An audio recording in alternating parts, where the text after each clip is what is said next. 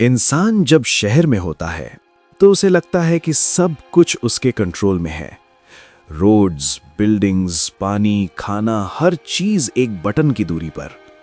लेकिन जब इंसान नेचर के बीच अकेला छोड़ दिया जाए तो नेचर सिर्फ एक सवाल पूछती है, जिंदा रहना या खत्म हो जाना।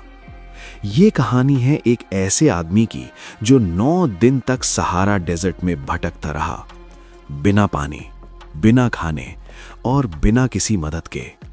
और जब रेस्क्यू टीम ने पूछा, तुम जिंदा कैसे हो, उसने कहा, रेगिस्तान ने मुझे तोड़ दिया था, लेकिन फिर कुछ मेरे अंदर जाग गया।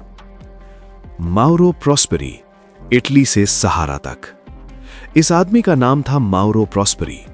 Nationality Italian, profession former Olympic pentathlete and police officer. Mauro सिर्फ स्ट्रांग नहीं था, वो मेंटली ट्रेन्ड सोल्जर था। उसे लगता था कि वो किसी भी मुश्किल को हैंडल कर सकता है। सहारा डेजर्ट, दुनिया का सबसे बेरहम रेगिस्तान। दिन का टेम्परेचर 50 डिग्री सेल्सियस और रात को ठंड ऐसी कि हड्डियां दर्द करने लगती हैं। यहां पानी नहीं मिलता और जो दिखाई देता है वो अक्सर सिर्फ धोखा होता है।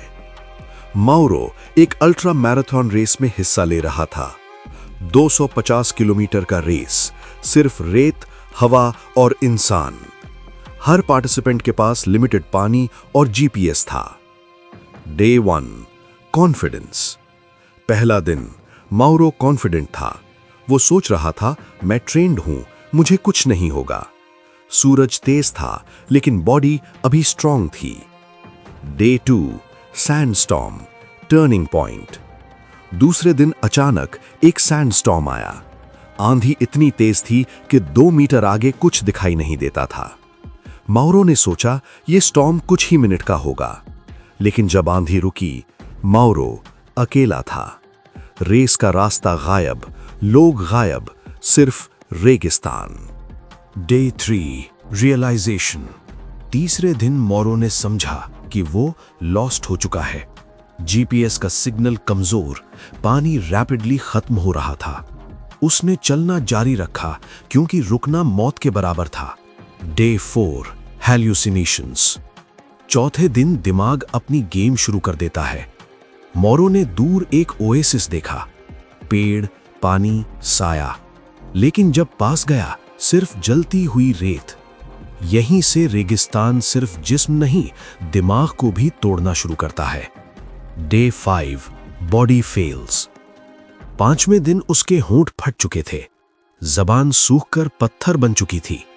उसने अपना यूरिन भी पिया, सिर्फ जिंदा रहने के लिए। हर कदम एक सजा था। Day 6, giving up. छठे दिन माउरो ने फैसला कर लिया। उसने सोचा, अब यहां से वापस जाना मुमकिन नहीं। उसने अपनी कलाई काटने की कोशिश की, लेकिन सहारा इतना ड्राई था कि खून भी नहीं बहा। यह लम्हा था जब मौत ने भी उसे रिजेक्ट कर दिया। Day 7, secret door opens.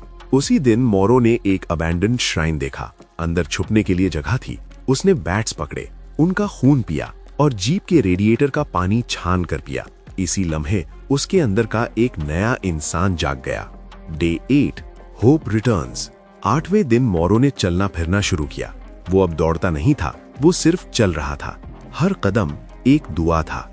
9वें दिन, दूर से कुछ मूवमेंट नजर आई। नोमैड ट्राइब जो रेगिस्तान में रहते थे।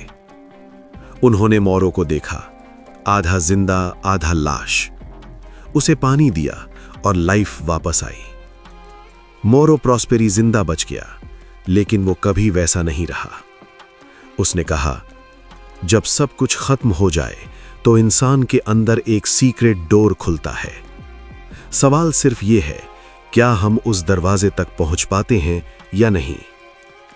अगर आप और ऐसी कहानियां सुनना चाहते हैं जो इंसानी हद से आगे जाती हैं, तो सीक्रेट डोर को सब्सक्राइब करें।